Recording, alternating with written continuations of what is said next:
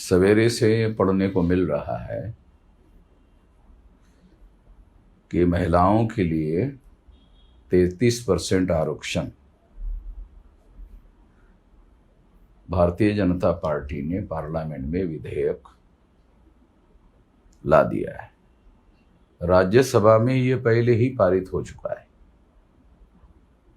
अब केवल लोकसभा में पारित होना बाकी है और लोकसभा में पारित होने के लिए भारतीय जनता पार्टी को किसी प्रकार की कोई रुकावट आने वाली नहीं है।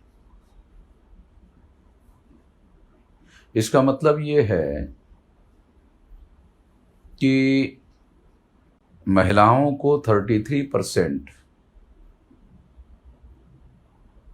पॉलिटिकल रिजर्वेशन लागू हो जाएगा, ऐसा माना जा सकता है। तो क्या इससे महिलाओं को प्रतिनिधित्व मिल जाएगा? क्योंकि मूल रूप से प्रतिनिधित्व मिलने की बात है, रिप्रेजेंटेशन मिलने की बात है। अगर हम लोग भारतीय समाज व्यवस्था का अध्ययन करते हैं तो पता चलता है भारतीय समाज व्यवस्था में जो ब्राह्मणिकल सोशल ऑर्डर है उसमें महिलाओं को और समस्त महिलाओं को शूद्र घोषित किया गया है। इस दृष्टि से 33% महिलाओं को रिजर्वेशन देना अच्छी बात है, मगर इस 33% में क्योंकि ये रिजर्वेशन तो सारी महिलाओं के लिए लागू हो गया है, अगर ये सारी महिलाओं के लिए रिजर्वेशन लागू हो गया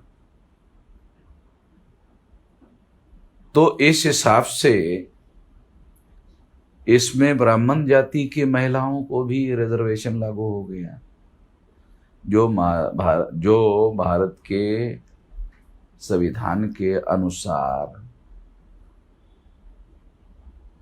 इस बात को मान्यता नहीं है, क्योंकि ब्राह्मणों को रिजर्वेशन तो है नहीं, क्षत्रियों को रिजर्वेशन नहीं है, वैश्यों को रिजर्वेशन नहीं है। तो इन महिलाओं को भी, इनके वर्ण की महिलाओं को भी ये रिजर्वेशन लागू हो जाएगा, क्योंकि ये रिजर्वेशन समस्त महिलाओं के लिए लागू हो गया। जो शेड्यूल कास्ट और शेड्यूल ट्राइब के लोगों को 22.5% 131 मेंबर पार्लियामेंट रिजर्वेशन है, पॉलिटिकल रिजर्वेशन है। ये पॉलिटिकल रिजर्वेशन जॉइंट इलेक्टोरेट में शेड्यूल कास्ट शेड्यूल ट्राइब को है, और जॉइंट इलेक्टोरेट में शेड्यूल कास्ट शेड्यूल ट्राइब को रिजर्वेशन होने की वजह से बाबा साहब अंबेडकर ने इसका विरोध किया था, और वो ये मांग करते थे कि शेड्यूल कास्ट और शेड्यूल ट्राइब के लोगों को सेपरेट इलेक्टोरेट होना चाहिए और शेड्यूल ट्राइब के लोगों को, शेड्यूल कास्ट के लोगों को अपने रिप्रेजेंटेटिव चुनने का अधिकार होना चाहिए। मगर अनियंत्रित बहुमत के आधार पर गांधी और कांग्रेस के लोगों ने और ब्राह्मणों ने इसे नहीं माना और इसे लागू किया, इसे 10 साल के लिए लागू किया। मगर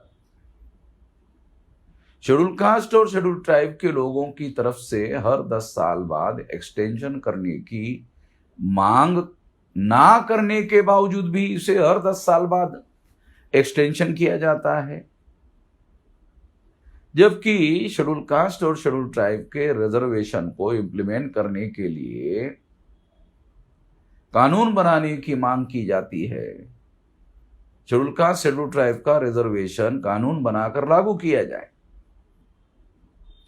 और जो अधिकारी इसे लागू नहीं करते हैं उनको दंड किया जाए। ये कानून अभी तक लागू नहीं हुआ और ये अमल करने का काम उन लोगों के ऊपर छोड़ दिया गया है जो इसके विरोधी है। इस वजह से इसका फायदा उन लोगों को नहीं होता है। इसके बावजूद भी शेड्यूल कास्ट और शेड्यूल ट्राइब के जो पॉलिटिकल रिजर्वेशन है, जो जॉइंट इलेक्टोरेट है, और बहुतांश SC ST लोगों को ये पता ही नहीं है कि ये नॉमिनेटेड रिप्रेजेंटेशन है, ये रियल रिप्रेजेंटेशन नहीं है। बाबा साहब आम्बेडकर इसको रियल रिप्रेजेंटेशन नहीं मानते थे। शेड्यूल कास्ट के लोगों के द्वारा इलेक्टेड रिप्रेजेंटेशन को ही वो, शेड्यूल कास्ट शेड्यूल ट्राइब के लोगों के वोटों के द्वारा इलेक्टेड रिप्रेजेंटेटिव को ही वो रियल रिप्रेजेंटेटिव मानते थे। मगर ये काम ब्राह्मण, क्षत्रिय, वैश्यों के ऊपर छोड़ दिया गया, खास तौर पर ब्राह्मणों के ऊपर छोड़ दिया गया, क्योंकि कांग्रेस पार्टी ब्राह्मणों की पार्टी थी, भारतीय जनता पार्टी भी ब्राह्मणों की पार्टी है, और इन पार्टियों में क्षत्रिय और वैश्यों के लोगों को भी नॉमिनेटेड रिप्रेजेंटेशन है, क्योंकि इनकी पार्टियां तो है नहीं, ये तो ब्राह्मणों की पार्टियां हैं। और 3.5% ब्राह्मणों का ही आज पार्लियामेंट पर कब्जा है। वही लोग अपने सुविधा के अनुसार किसको रिजर्वेशन देना चाहिए, किसको रिजर्वेशन नहीं देना चाहिए, और वो रिजर्वेशन कौन से तरीके का हो वो भी निर्धारित करते हैं उसका तरीका। तो ये जॉइंट इलेक्टोरेट है और नॉमिनेटेड रिप्रेजेंटेशन है, यानी इसका मतलब है कि जो ब्राह्मणों की पार्टियां है वो शेड्यूल कास्ट के, शेड्यूल ट्राइब के लोगों को रिप्रेजेंटेटिव के तौर पर नॉमिनेट करते थे। तो ये ब्राह्मणों के नॉमिनेटेड रिप्रेजेंटेटिव है,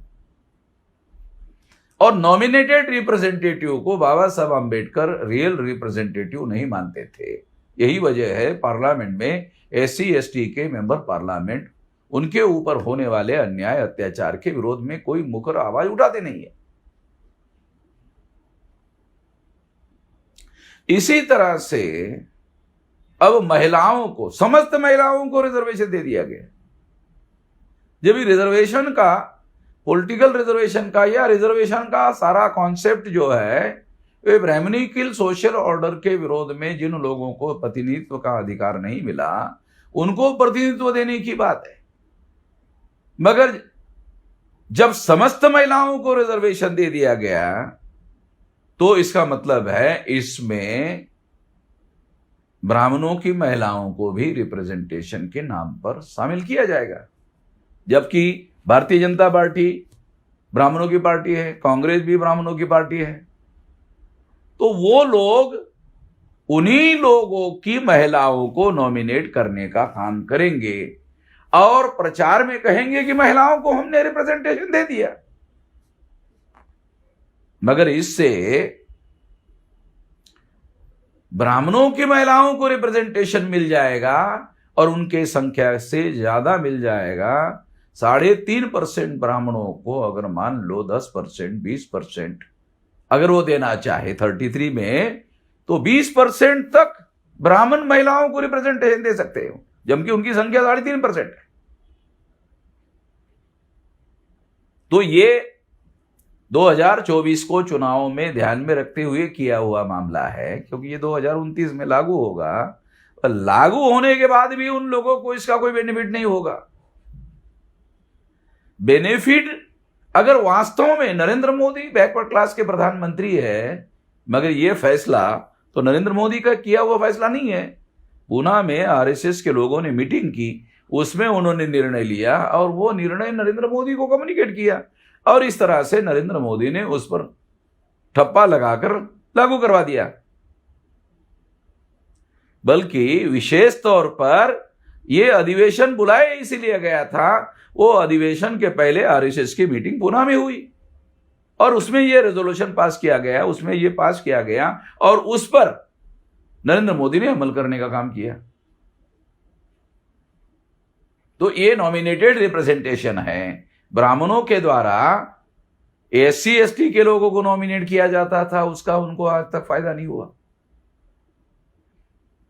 जबकि कोई भी सरकार सेंटर में SC ST के रिप्रेजेंटेटिव के समर्थन के बगैर सेंट्रल में बहुमत किसी की नहीं बनती है, मगर चूंकि वो नॉमिनेटेड रिप्रेजेंटेशन है इसलिए उनका कोई से नहीं है, उनकी कोई आवाज नहीं है। उसी तरह से समस्त महिलाओं को, महिला के नाम पर समस्त महिलाओं को, महिलाओं का नाम लिया जा रहा है मगर समस्त महिलाओं को, जिसमें ब्राह्मणों की महिलाएं भी है, उनको रिप्रेजेंटेशन दिया जाएगा और प्रचार किया जाएगा कि हमने महिलाओं को रिप्रेजेंटेशन दे दिया। एक प्रकार से मैं ऐसा मानता हूं ये एक साजिश है, षड्यंत्र है। उसके बारे में तमाम बैकवर्ड क्लासेस के लोगों को किसी प्रकार की कोई जानकारी नहीं। यदि नरेंद्र मोदी महिलाओं के इस आरक्षण में 52% महिलाओं को 52% ओबीसी की महिलाओं को अलग से रिजर्वेशन देते, जैसे एससी एसटी को पॉलिटिकल रिजर्वेशन दिया हुआ है, उसी तरह का ओबीसी की महिलाओं को अलग से रिजर्वेशन देते, 52% देते, तो इससे लगभग 100 के लगभग महिलाएं ओबीसी की महिलाएं 100 के लगभग, क्योंकि इसमें लगभग 181 मेंबर पार्लियामेंट महिलाओं की होगी, तो उसमें लगभग अगर 52% महिलाओं को 52% दिया जाता है तो ये राउंड अबाउट 100% 100 के लगभग महिलाएं जो है वो बैकवर्ड क्लास की होगी और 33% की महिलाएं एससी एसटी के कोटे से अलग से होगी। 131 में अगर वहां 33% लागू किया जाता है तो ये लगभग 40 के लगभग 40-45 के लगभग शेड्यूल कास्ट और शेड्यूल ट्राइब में लागू होगा और ये 100 के लगभग होगा। तो एससी एसटी ओबीसी की महिलाएं 125 से लेकर 140 तक के संख्या में महिलाएं हो सकती है। तो इससे पार्लियामेंट का जो स्वरूप है, नेचर है, इसमें कुछ हद तक बदला जा सकता है। दूसरी महत्वपूर्ण बात यह है कि एससी एसटी को जो नॉमिनेटेड रिप्रेजेंटेशन दिया गया है, ये नॉमिनेटेड रिप्रेजेंटेशन रद्द किया जाए और जैसे बाबा साहब आंबेडकर ने 17 अगस्त 1932 को कम्युनल अवार्ड डिक्लेयर किया था, उसमें सेपरेट इलेक्टोरेट की मांग की थी, उस सेपरेट इलेक्टोरेट के तहत एससी एसटी के लोगों को पॉलिटिकल रिजर्वेशन दिया जाना चाहिए। ये एक हमारी बात है, हम इस बात की मांग कर रहे हैं और इसके लिए आने वाले समय में आंदोलन भी करेंगे। इसके अलावा ओबीसी के महिलाओं को 52% रिजर्वेशन होना चाहिए, उसका कोटा अलग होना चाहिए। टोटल 181 में 52% ओबीसी की महिलाएं होनी चाहिए।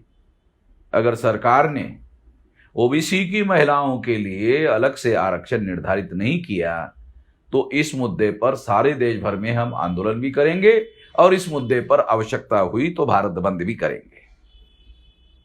निश्चित रूप से इसके लिए हम आने वाले समय में ये आंदोलन और ये संघर्ष करने वाले हैं, ये हम छोड़ने वाले नहीं है। ये नॉमिनेटेड रिप्रेजेंटेशन का हम लोग विरोध करते हैं